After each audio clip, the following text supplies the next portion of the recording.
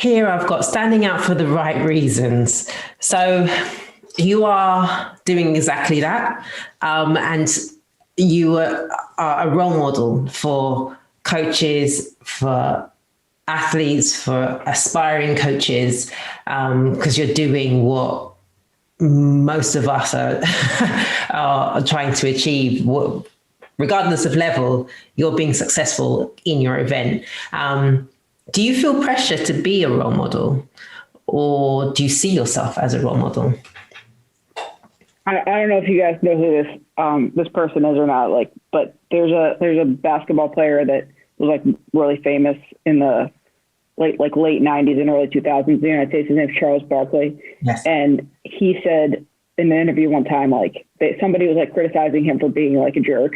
And he said, like, they were like, all these kids are looking at you, Charles, like, and you're acting bad or whatever. And he said, I didn't ask to be a role model, And so like, there have been times in my group where I feel like I've called athletes out and being like, you're not setting a good example, or you're not whatever.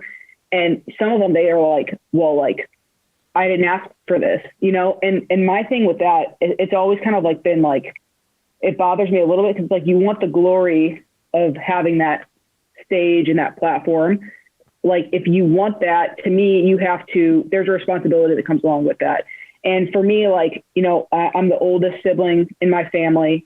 And I've always felt like people were watching me. And I think that my mom, when I was growing up, like, really expected us to act a certain way, and would say things like, when you do something, there's 6 little eyes watching what you're doing. So she meant my 3 other siblings were watching me, and my first master's is in human development and leadership. And I had to do an interview to be inducted into that program.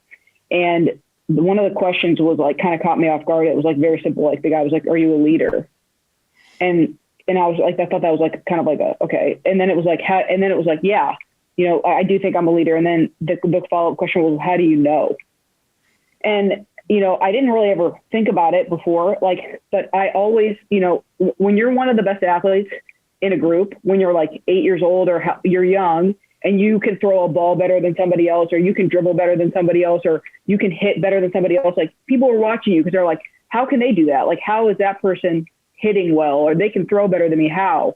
So they're watching what you're doing, and I feel like I always knew that, like, especially being a female and like caring about sports from a young age, which is, I think, very uncharacteristic. And I think that, that's another thing I think that's worth like kind of touching on is like, when I was younger, I felt like I loved sports and I didn't really like the same things that the other girls liked.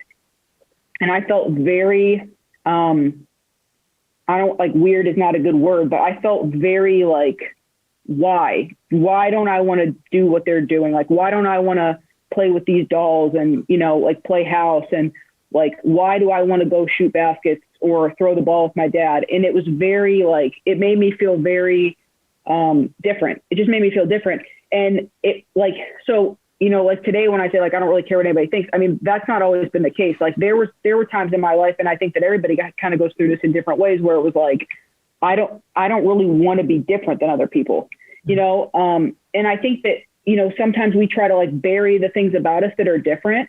And, even like personality traits. And I think this is something that you and I talked about, like, if you think about like somebody that's outspoken or assertive or confident or, loud, or like any of those types of characteristics are all male characteristics. Like if you had to, like, I was in a class in college and it was like, you had to like list, like circle 10 words that you'd say described you. And like 8 of my words were like male dominated words. And that really bothered me. I was just like, what's wrong with me? Like, why am I like that? And I think it takes some time to like, kind of like digest that and own that, and then not feel bad about that, And I think that that's one of the struggles with being like a woman in leadership, So for me, one of the things that I really try to do with my group, it's like a good example is this. So we're going on a trip and we have to take the implements, the shot puts, and put them in, like pack them so that they weigh the right amount to weigh in to fly them on the plane. So I tell the group, I'm like, go over there and do it. And so the freshman boys start like, just, thinking they know what they're doing. But then the senior girl standing back there and like, she knows what to do. And she starts trying to tell them what to do. And they're like, no, this is the way we're going to do it, this and that. and I watch her like let them do it wrong, even though I know she knows how to do it right. And she just kind of like puts her hands up and lets them do it. And that's like something that I watched, and I could have just like been like, okay, like she doesn't want to deal with it, whatever. But I put her to the side and I was like, listen, like at some point in your life, you're going to have to lead other people, or at least that's something that you could do. And if you're not confident enough in a situation where you know you have the right answer to say, hey guys, like I've done this before. This is how you do it. Like I know how it works, and like take control of that situation, and not to be a jerk or not to be, whatever, but just because you know how to do it. Like I felt like it was my responsibility to say, listen, like you have to get comfortable with that, and I think that it was a very uncomfortable situation for her. It was just like, who am I to say to these boys that I know the way and you don't? But you did. You know what I'm saying? So I think that's really important that we need to think about that, because it's like, there's a lot of literature out there now about women, and, you're in a meeting, a staff meeting, or you're in a meeting with a bunch of men and you're thinking something, but you're afraid to raise your hand. It's like, you're thankful, and that the whole thing is to just have a seat at the table, to just be in the conversation, right? Let alone saying what you think. And I think that's the next step for women. Like we are at the table now. So like we talked about, there are more women on the staff, maybe at Ohio State now than there were 20 years ago. But like the next step is like realizing that your opinion is just as valid or just as worthy as, a male counterpart's opinion is, And so I think that like, that's how I want to be a role model for my athletes and the women. Like I was reading a book, Sheryl Sandberg wrote this book that I like, one of my favorite books. It's called Lean In. And she talking about how one of the teachers called her daughter bossy. And she was like, when a little boy is like orchestrating or saying, hey guys, this is what we're going to do, and this is how we're going to do it, and this is that little boy is a natural leader. He's praised for being a leader. And when a girl's like, no guys, we're going to play this way, or let's set it up this way or that, she's bossy. And we try to beat that out of her, And so I think that these little things are really defining moments for these kids. And as coaches, I think that we can step up and notice it, and also, start developing and cultivating leadership skills in younger people. I think that's like the next step. And that's actually, that to me, that's being a good role model, of saying like, hey, I know that was an uncomfortable situation for you, to tell all the boys like, hey guys, like you're doing it wrong, and I know how to do it because I've done it before. Let me show you. But like, you can do that. And it's not mean, and it might be uncomfortable, but like the more you do it, the less uncomfortable it's going to be, especially if you're doing it right. Absolutely. I suppose I think for men and women, but it's more identifiable, is that acceptance of yourself and trusting yourself, so that you're not letting somebody else talk over you, talk for you, talk around you. So yeah, it's there's one thing that struck me when we were speaking before, is like that self-assuredness that you have and that you exude. I think is something that we can all learn from. And with that in mind, do you find that you carry yourself or behave differently on the track versus off it? Or do you find that you're the same person across? I mean, I wish I could say it was a lot different, but I really do. But I mean, I think there are times where I'm like more relaxed, but I mean, not like, I think that the thing is like, people think if you're a leader that you're always leading or you're always in charge. I think that's the biggest thing for me. Like, I don't always want to be in charge. You know what I mean? Like sometimes if we're at home and I'm with my husband and it's like, hey, what are we going to do later? Like maybe I don't want to decide what we're going to do later. I think that like I am who I am as a leader, and as a person all the time. You know what I mean? So it's not like it's a very stark difference. It's not like I'm like, like meek and quiet when we go home, but it definitely is probably like a level down and a little bit more, just a little bit more chill than it would be like in the practice arena. And it's especially weird for me, obviously, because I coach my husband, which is weird in general. And like, I don't like, that's been tough because I don't really want, and when you're coaching, you kind of have to tell people when they're doing things wrong. And it's like, not that fun to tell your husband he's doing things wrong. So like, that's a very different dynamic at the house than it is at the track. But like, I have to be I have to know how to kind of like turn that off and on. And I think that we do a pretty good job with it. So definitely a work in progress.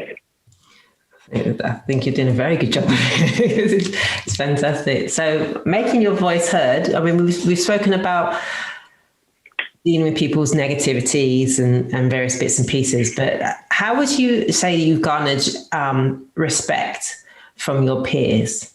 Obviously, you're winning. I mean, I think that's the thing. Like, I think the biggest thing about respect and reputation and all that is just like your body of work, you know, and it's like, to me, it's very like statistical, like this is what it is. This is quantified this way. And it's like, you know, like that's it. That's all there is to it. As far as making your voice heard, I think that a lot of people are not still ready for a woman to like tell them what to do. You know, I remember like when I was in college, I was talking to a woman that was a head coach, and like I didn't know that many head coaches that were women. So when I had the opportunity to talk to, like she was somebody that had recruited me, and I would see her at track meets, and I asked her, I told her, I was like, you know, I want to be a head coach someday. Like, what advice do you? I mean, I would just directly ask her, like, what advice can you give me, or what do you say? And she told me like very specifically, she's like, there are going to be people that are going to be on your staff that are men that are going to think that they know how to do everything better than you. And like, that's tough, you know, to feel like you're constantly kind of being undermined. Mm-hmm. And like, maybe they'd respect a man in your same role differently than they're going to respect you, just like simply because you're a woman, you know? And she's like, you have to be willing to like accept that, like that's going to happen. And I think it goes back to everything we said. It's like, you know, if you're saying something that you think needs to be heard, or you think can help the situation, if you're not speaking up, then like, you can't be surprised when no one's going to listen to you because you're not putting yourself out there to be heard. And I don't think it's easy. I think that the making your voice heard, and then also like the negativity thing, I think those are the two biggest struggles for women that are, you know, in positions of power, or leadership positions.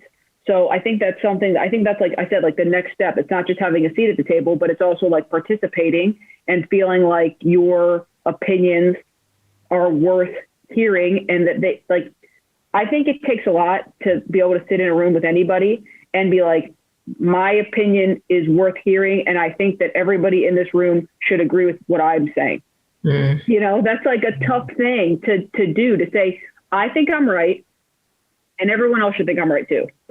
You know what I mean? But like, it takes practice. You know what I'm saying? Like, and if you never practice it, like if you're just sitting there and like everybody's talking and you're thinking in your head about all these things that you'd want to say, and then they go to the next topic, well, you just lost an opportunity to kind of do that. And I think that if it's like one thing I could hope that like anybody from this would take, it's like next time you're sitting there and you know how to put the implements in the box better than the boys do, walk up to the boys and say, hey guys, I've done this before. Like, let's do it this way. This is how it works. And just try to do that. And it might like scare you at first, but like, see how it goes. You know what I mean? And at the very worst, at least you spoke your truth, and, you know, and then people know that you're thinking, how you're thinking. I think that's important too. Like knowing where your mind's at. If you always keep your mouth shut when you have an idea, like nobody's ever going to know, like, hey, you could be the smartest one in the room, you know? So it's like share. And I think that's good for everybody, you know, to hear your perspective.